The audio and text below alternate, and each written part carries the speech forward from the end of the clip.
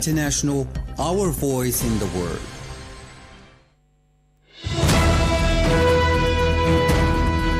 This is the English service of Radio Algeria International. It's time for the news. Algeria has condemned and strongly denounced the brutal and barbaric Israeli airstrikes that have hit and continue to hit various parts of Lebanon. And as tensions remain high on the second day of the ceasefire between the United States and Iran, Tehran says any truce must include Lebanon. The UN has warned that rising human rights violations in Palestine amid Middle East conflict and condemned the Israeli genocidal acts and discriminatory death penalty law.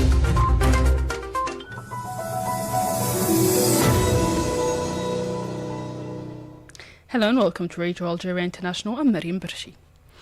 Algeria has condemned and strongly denounced the brutal and barbaric Israeli airstrikes that have hit and continue to hit various parts of the sisterly Lebanese Republic. Algeria expressed its full solidarity with Lebanon, both its leadership and its people, during these difficult circumstances.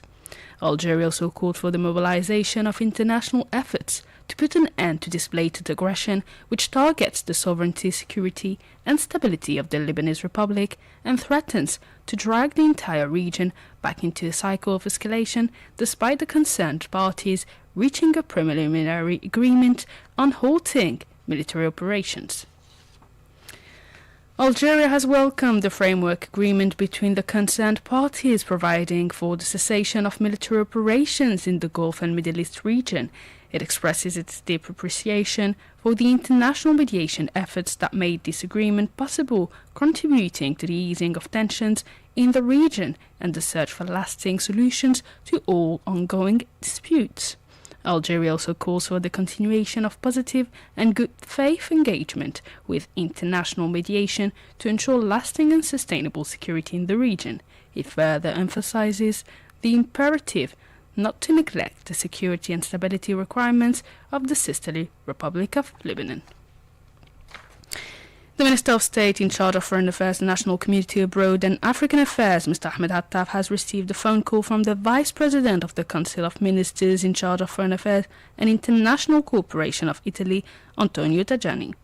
The talks focused on development in the Middle East and Gulf region, with both parties welcoming the agreement reached between the concerned parties regarding the cessation of military operations, while emphasizing the need to build on it to achieve lasting security and stability in the region. Both parties also expressed their deep concern over the Israeli attacks that continue to target brotherly Lebanon, stressing the importance of mobilizing the international community's efforts to put an end to them in order to preserve Lebanon's sovereignty and stability and protect the entire region from the risk of a renewed military escalation. The Minister Delegate to the Minister of National Defense, Chief of Staff of the People's National Army, Army General Said Chengreha, has supervised at the level of the Ain Gazem operational sector on the second day of his visit to the 6th Military Region the execution of a tactical exercise with live ammunition, ISAL 2026. Army General Said Chengreha followed the briefing of the exercise's concept and execution, noting that the live fire drill aimed to test combat readiness, mission capability, mastery of modern weapon systems, and to train commands and staffs under real combat conditions. Army General Chengreha urged personnel to capitalize on the positive results to further enhance operational capabilities in this sensitive sector before reviewing the units and formations that participated in the exercise. The Minister of Energy and Renewable Energies, Murad Hajjal, has held a video conference meeting with the Minister of Mines, Petroleum and Energy of the Republic of Ivory Coast and current President of the African Petroleum Producers Organization, APO, Mamadou Sangafoua Coulibaly, devoted to examining ways to strengthen cooperation between the two countries. Ms. Hocharfi reports. The meeting comes in the implementation of the directives of President of the Republic Mr. Abdelmajid Tebboune to expand international partnership and strengthen continental cooperation, follows the Ivorian minister's March 28th visit to Algeria, during which energy cooperation opportunities between the two countries were examined. Discussions focused on the state and prospects for developing the energy ecosystem in both countries. On the occasion, the Ivorian minister hailed the results of his visit to Algeria, expressing his country's interest in Algeria's pioneering experience in the energy field, which it seeks to benefit from through concrete partnerships likely to support energy development in Ivory Coast. Mr. Ajal, for his part, highlighted Algeria's willingness to strengthen bilateral cooperation and expand partnerships in petroleum, equipment, maintenance, and training, reiterating its commitment to African energy development and regional energy security through reliable short-term strategic partnerships. At the meeting's end, it was agreed that the Ivorian technicians would visit Algeria to identify cooperation areas ahead of the imminent signing of a memorandum of understanding. An agreement has been signed here in Algiers allowing Algerian vessels to accept the fishing resources of Mauritanian fishing zones and obtain fishing and exploitation permits. The agreement, which concerned the implementation program of the cooperation protocol in the fields of fishing, maritime economy and aquaculture, and also aims to strengthen scientific cooperation in the areas of fishing and aquaculture, was signed on the occasion of the 20th session of the Algerian-Mauritanian High Joint Commission for Cooperation under the supervision of the Prime Minister, Mr. Sifir Rieb, and Mauritanian counterpart, Mr. Mokhtar Oudieh. The agreement was signed by the Minister of Agriculture, Rural Development and Fisheries, Yassine El-Mahdi Walid, and the Mauritanian Minister of Fisheries, Maritime and Port Infrastructure, Mokhtar Ould Ahmed Boussaif. Moving to the situation in the Middle East, tensions remain high around Iran on the second day of a fragile ceasefire with the United States. Mohammed Khatel has more details. Tensions remain high around Iran on the second day of a fragile ceasefire with the United States. Iran has rolled out any limits on its uranium enrichment program, rejecting key demands from Washington and the Israeli occupying authorities ahead of upcoming talks in Pakistan. The head of the Atomic Energy Organization of Iran and Vice President for Nuclear Affairs in the Iranian government, Mohammad Islami, said attempts to restrict Iran's nuclear program would fail, calling them unrealistic. Meanwhile, thousands of Iranians have gathered to pay tribute to former Supreme Leader Ali Khamenei, who was killed at the start of the war in late February. His successor, Mujtaba Khamenei, has not appeared in public, reportedly due to injuries. Diplomatic efforts are ongoing. Spain announced it will reopen its embassy in Tehran, signaling support for peace efforts. At the same time, tension persists over the strategic Strait of Hormuz. Iran has introduced new maritime routes, citing security concerns, while European leaders insist that freedom of navigation must be maintained. France and the European Union have rejected any proposal to impose transit fees in the waterway. Disagreement also continue over the scope of the ceasefire. Iran says a truce in Lebanon is essential, while the United States denies that Lebanon is part of the agreement.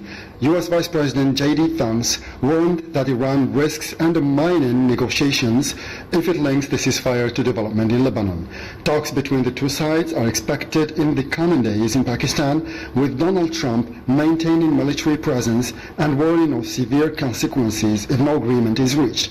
Despite the ceasefire, the Israeli authorities have signaled that their campaign against Iran is not over. A sharp escalation in violence has been reported in Lebanon, raising concerns about the stability of a broader ceasefire in the region. According to the Lebanese health authorities, the Israeli airstrikes carried out across several parts of the country, including central Beirut and southern areas, have killed more than 200 people and wounded hundreds more. Rescue teams are still searching through the rubble for survivors. Lebanon's Prime Minister Nawaf Salam has declared a national day of mourning and called for urgent international action to stop the attacks. The United Nations has warned that continued military activity in Lebanon poses a grave danger to efforts toward a broader ceasefire and lasting peace in the region. In a statement read by UN Human Rights spokesperson Tamim al-Khatan, the UN Human Rights Chief, Volker Turk, said that the scale of killing and destruction in Lebanon is nothing short of horrific. UN Human Rights Chief Volker Turk says the scale of the killing and destruction in Lebanon today is nothing short of horrific. Such carnage, hours after agreeing to a ceasefire with Iran, defies belief. Mass casualties have been reported and hospitals overwhelmed. A UN human rights team at the site of one of the strikes in the capital describes a scene of devastation and seeing several dead bodies amid the rubble. There must be prompt and independent investigations into all alleged violations and those responsible brought to justice. Efforts to bring peace to the wider region will remain incomplete as long as the Lebanese people are living under continuing fire, forcibly displaced, and in fear of further attacks. International reactions have intensified. Leaders in France and the United Kingdom, along with the European Union, have called for any ceasefire agreement in the region to include Lebanon. The International Committee of the Red Cross also expressed outrage at the scale of destruction and civilian casualties, stressing the urgent need to protect civilians. Meanwhile, tensions remain high along the southern border. Incidents involving international forces have also raised concern. Italian UN peacekeepers came under warning fire, prompting strong condemnation from Italy. China had called for respect for Lebanon's sovereignty and urged all sides to avoid further escalation. Iran, for its part, has warned that Lebanon is an inseparable part of the wider ceasefire framework and says any violations could trigger a strong response. However, the United States dispute that Lebanon is formally included in the agreement. The United Nations Independent International Commission of Inquiry on the Occupied Palestinian Territory has warned that the conflict in the Middle East has overshadowed an increase in human rights violations in Palestine, denouncing what it described as the continued commission of genocidal acts by Israel and warning against a new death penalty law considered discriminatory against Palestinians. Mr. Charfi has the details.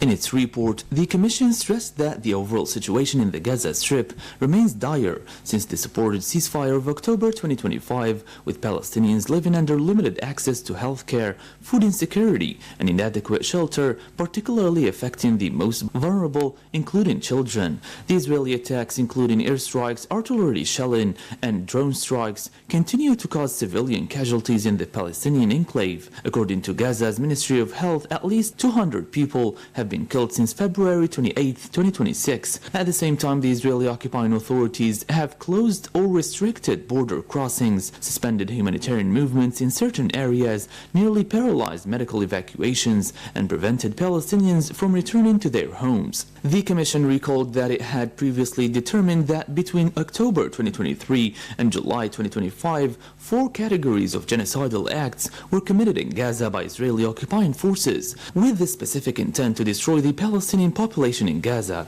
It expressed concern over the continuation of such acts to this day. In the West Bank, including East Jerusalem, 22 Palestinians, including children, have been killed by Israeli settlers or occupation forces since February 28th. According to the Office for the Coordination of Humanitarian Affairs, OCHA, at least 6 of them were killed by settlers who have carried out daily attacks, often with the support of the Israeli occupying army, and established new outposts in Area A of the West Bank, leading to an escalation of violence. The Commission warned of the increasing use of violence by settlers to intimidate and expel Palestinians from their land amid persistent impunity, despite prior warnings issued in its report and oral briefings in 2025. It also condemned the adoption by Israeli authorities of a law introducing the death penalty by hanging for Palestinians, describing it as discriminatory as it applies only in military courts where Palestinians in the occupied territory are tried. The Commission further recalled the advisory opinion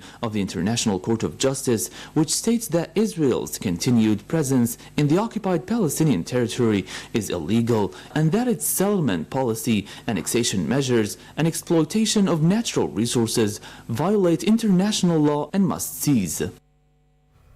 Places of worship in occupied Jerusalem have reopened after being closed for 41 days by the Israeli occupying authorities. The closures follow the US-Israeli strikes on Iran. At the Al-Aqsa Mosque, several thousand of Muslim worshippers gathered for dawn prayers under heavy police surveillance.